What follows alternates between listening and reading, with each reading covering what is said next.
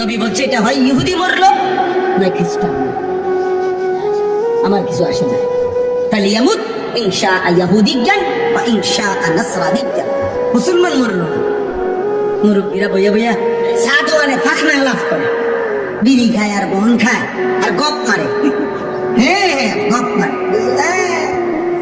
কইতে তো সুন্দর লাগে হুজুর, আমি না বুঝি 3 ফুট বিদেশ পাঠাইতে কত কষ্ট হয়েছে। না কি কষ্ট, 6 লাখ নিছেন এমনি, 6 লাখ নিছেন সুদে, আমরা জানি না কষ্ট কি? তা আবার সুদের টাকার মধ্যে আবার কষ্ট কি?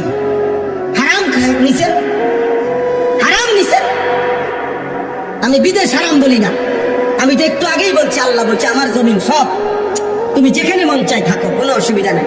কিন্তু হারাম এখানেও হারাম, বিদেশেও হারাম। হারাম কিনা বলেন না কেন? যেটা হারাম এটা সর্বাবস্থায় হারাম কিনা? অভাবে পড়লেও হারাম, সুখে থাকলেও হারাম, বিপদে পড়লেও হারাম, সুখে থাকলেও হারাম। আল্লাহ আমাদেরকে হেফাজত করে। অতএব আমি সংক্ষেপে বলে দিচ্ছি, বাকি হজ্জের মাসআলা আরো বুঝেন। আপনারা প্রত্যেকে আলেমদের থেকে জিজ্ঞেস করেন, আলেমদের, আরে মিয়া যেই চোখ আল্লাহর ঘরের কালো গিলাফ দেখে নাই, মদিনার রওজা সবুজ গম্বুজ যে দেখে নাই, ও দেখলো কি? আর ওই চোখ দেখলো কি? ওই চোখ বাকি দুনিয়া না দেখলেই চলত।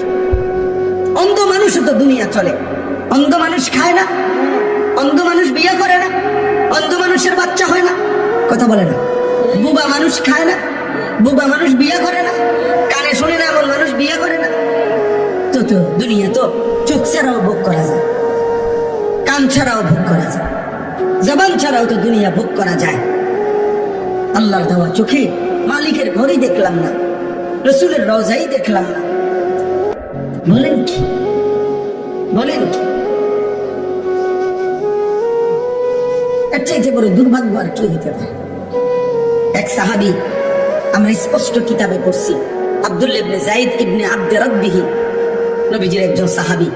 নবীজি যেদিন ইন্তেকাল করছেন মদিনায়, সেদিন তিনি 2 হাত তুলে আল্লাহকে বলছিলেন, আল্লাহ এই চোখ দিয়ে যেহেতু নবীকে আর দেখবো না, এই চোখে আমি আর দেখতে চাই না। এই কান দিয়ে যেহেতু আমার নবীর কথা আর শুনবো না, এই কানে আর কিছুই শুনতে চাই না।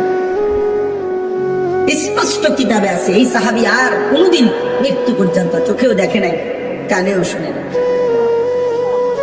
নবীজির ইন্তেকাল আব্দুল্লাহ ইবনে যায়েদ ইবনে আব্দে রাব্বি, ইনি সেই সাহাবী যিনি স্বপ্নে আজান শুনছেন।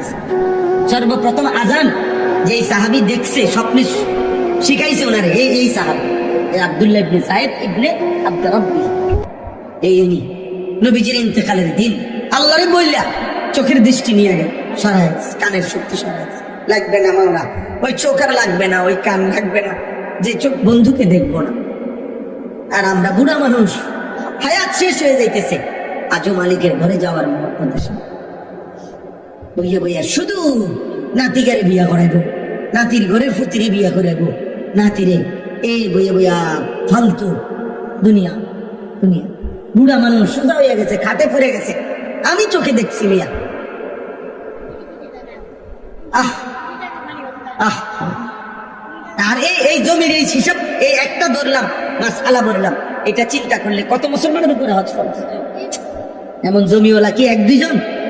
কথা বলে না কেন? পূজা 10 শতক, 30 শতক জমি, 50 শতক জমি, এরকম মানুষ অভাব আছে মিয়া? জমির একটা কোনা বেচলে 3 বার হজ করতে পারবে, 3 বার হজ করে নিতে পারে। কয়বার? 60 বছরে একবার জীবনে ফরজ হজ। ওমা কল্পনাও আসে না, ওমা কি তো অনুমাই এখন বিয়া দিয়ে এসেছিল, হালমার এমনি লাভ না। আও কি অনুছো লাগা বিদেশ পাঠাইছে, কদ্দুর ঘর দুয়ার করছি না, কদ্দুর জমি জামা কিনুন না, অন্য কদ্দুর গুছাইতে আসছি না। এত সকাল কি এর হজ না? আপনি এত সকাল কি লেগে হজ করে? আপনি বাঁচবেন কমপক্ষে 650 বছর, আপনি এত সকাল হজ করবেন কেন? আপনি কমপক্ষে 645 বছর পরে, 46 বছর বয়সের সময় আপনি হজে করবেন, কারণ আপনি তো মারাই যাবেন 650 বছর পর। তো শেষ 3-4 বছর থাকতে হজ করে নিতে পারেন, আপনার যাতে কেরান দিয়ে নেয় হজে। যত দুর্বল বুঝছেন, এই প্রতি বছর হজ্জে উমরায় গেলে দেখি, এই আপনার যত দুর্বল সব সবচেয়ে বেশি দুর্বল মানুষ আমগো বাংলাদেশ।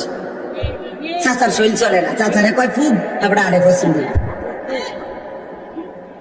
বিশ্বাস করেন না, মানে একবারে সম্পূর্ণ টেম্পার হারাইয়া। আর মানে শরীরের আর কোনো মেয়াদে নাই, এই মেয়াদ উত্তীর্ণ যেটা এবারে যায় আল্লাহ আর কুলাইতে পারেন। অত হজ তো পরিশ্রমের ইবাদত। হজ কিসের ইবাদত? পরিশ্রম। তো 70 বছরের বুড়া মিয়ারে ফাটাইলেন। আল্লাহ তাআলা আমাদেরকে তৌফিক দান করেন, আল্লাহ আমাদেরকে কবুল করে নেন। আল্লাহ তাআলা আমাদের সবাইকে প্রত্যেককে হজ কুরবানি করার তৌফিক দান করেন। আমিন।